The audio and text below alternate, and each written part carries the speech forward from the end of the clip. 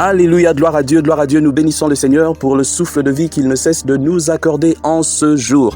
Bienvenue à une minute de prière de ce samedi 17 février 2024. Aujourd'hui, exceptionnellement, nous fêtons le premier anniversaire du ministère chrétien, la communauté chrétienne Restez Unis, cette communauté qui s'occupe des couples pour la restauration, l'édification, l'épanouissement, mais aussi des jeunes pour les préparer tout justement à cette grande réalité, à la vie conjugale. Alors aujourd'hui, le Seigneur a mis en mon cœur le désir de partager avec vous ce passage de Jacques chapitre 4, les 3 premiers versets. Je lis au nom de notre Seigneur Jésus-Christ. « D'où viennent les luttes et d'où viennent les querelles parmi vous? N'est-ce pas de vos passions qui combattent dans vos membres? Vous convoitez et vous ne possédez pas. Vous êtes meurtriers, vous êtes envieux et vous ne pouvez pas obtenir. Vous avez des querelles et des luttes et vous ne possédez pas parce que vous ne demandez pas. Vous demandez et vous ne recevez pas parce que vous demandez mal dans le but de satisfaire vos passions. Alléluia. Mon frère, ma sœur, ce passage, il y a 2 choses qui nous sortent ici dedans. Il y a d'abord les luttes, les querelles.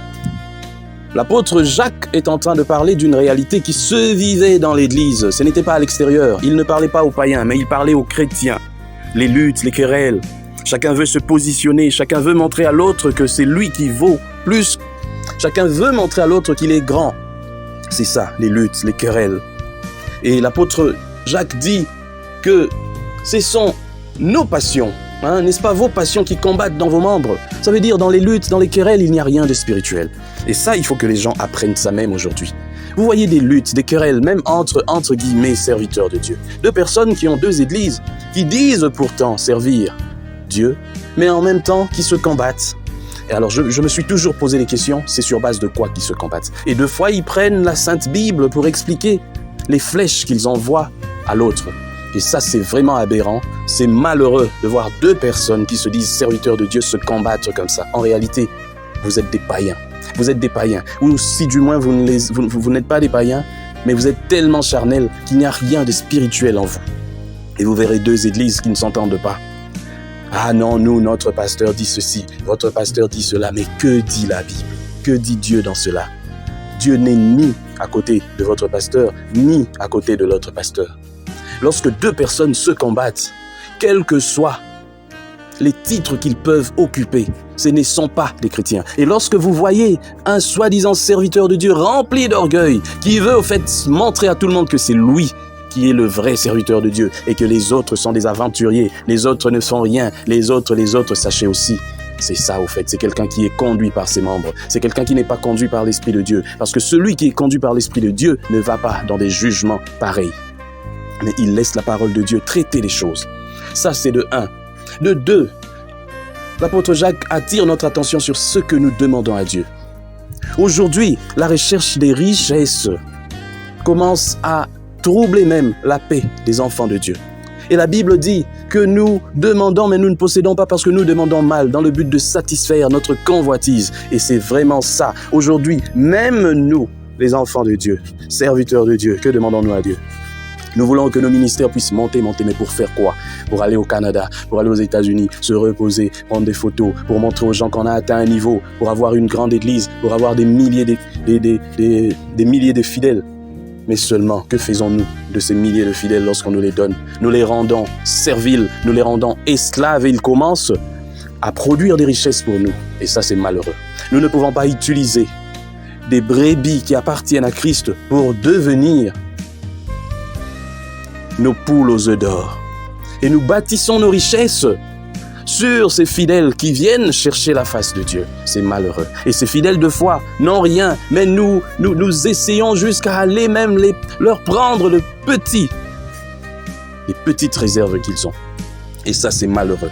Et tu diras après que Dieu t'a béni. Dieu ne t'a pas béni. Tu as volé l'argent de tes fidèles. Tu as volé l'argent de tes fidèles. Et ça, c'est malheureux. Un fidèle peut te donner, oui, de son plein gré s'il veut. Il peut t'offrir. Je me rappelle encore cette histoire du pasteur Verneau. Oh, que le Seigneur reçoive à ses côtés. Et je sais avec certitude qu'il est aux côtés du Seigneur, cet homme de Dieu. Un jour, un frère de l'église, là-bas, est venu lui offrir une voiture.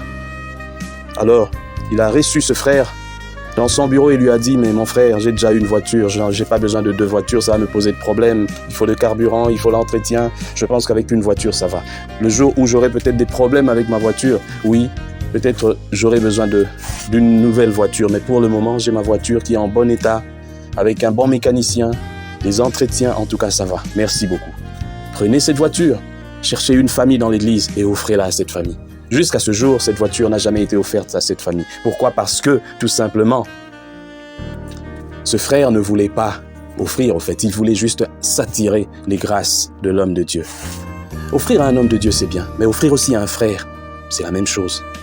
Dieu prend en compte de la même manière. Mais ce qui m'a attiré ici, ce qui a attiré mon attention, c'est l'attitude du pasteur vers nous. Combien de serviteurs de Dieu aujourd'hui sont capables de faire ça? Quand bien même il aurait 100 voitures, on vient lui offrir une autre voiture, il prend 101 voitures. Et voilà, quand il ouvre sa parcelle, il y a plein de voitures. Mais tu vas, c'est ça au fait le problème. C'est la même chose avec nos autorités dans certains pays africains. Beaucoup d'argent, des richesses, des maisons partout dans la ville, dans la capitale et puis dans le pays. Des maisons même à l'extérieur du pays, mais avec une population pauvre qui vit avec moins de $2 par jour. Ce n'est pas normal. C'est la même chose avec aussi les dirigeants des églises dans ce pays et dans la plupart des pays que j'ai visités. Même aux États-Unis, un pasteur milliardaire, mais avec des fidèles qui croupissent. Aucun projet pour le développement. Je leur dirai toujours, peu importe si je serai attaqué, pas de projet pour le développement. Dieu n'est pas d'accord avec toi. Je te dis encore, serviteur de Dieu, Dieu n'est pas d'accord avec toi. Tu dois tout faire aussi pour aider ces gens à sortir de la pauvreté. Si toi-même tu ne vis plus dans la pauvreté, aide aussi les autres à sortir de la pauvreté. Mais ne fais pas des autres des poules aux œufs d'or. Que Dieu bénisse sa parole. Nous prions, Seigneur, merci en cette journée où nous célébrons le premier anniversaire de la communauté chrétienne Restés Unis. Seigneur, bénis les moments que nous allons passer à la fête. Que cette fête soit une fête où toi tu seras présent. Que rien ne vienne entraver, Seigneur éternel, mon Dieu, le bon déroulement de cette fête. Bénis toutes les personnes qui viendront. Mets la paix, mets la joie. Bénis la nourriture, bénis toutes les choses, les préparatifs dès ce matin. Sois avec nous, avec les transports, avec les véhicules, en route et partout. Seigneur, bénis toutes choses. Et je remets aussi tous ceux-là qui ont suivi ce message aujourd'hui entre tes mains. Bénis-les, Seigneur. Fais que ce message puisse atteindre les extrémités. Fais surtout qu'il puisse aider les frères et sœurs à changer, à se conformer à ta parole. Au nom de Jésus-Christ, nous avons ainsi prié. Amen. Bonne journée à tous et joyeux anniversaire à tous dans la communauté. Chers frères et sœurs, dans le Seigneur, vous avez l'occasion de servir Dieu avec votre temps, avec votre intelligence, mais aussi avec vos moyens. Soutenez Restés Unis dans 1 minute de prière chaque jour. Écrivez-nous, envoyez vos dons ici. Que Dieu vous bénisse.